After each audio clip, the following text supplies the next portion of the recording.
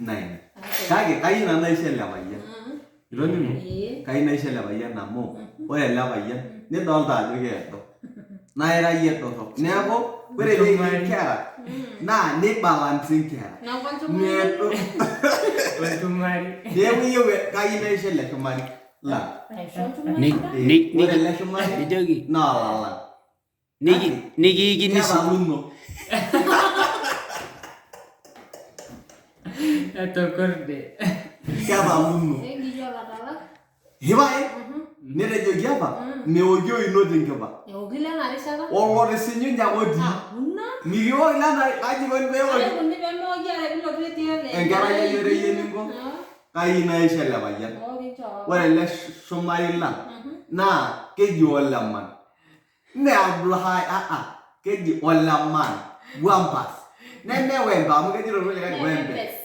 Me wembes. Keji wampas. Itoning'o? Ore naa ele shumari lang naa ninye oshi olchumari lang otaluno. All the way ing'onkop naji Marsabit.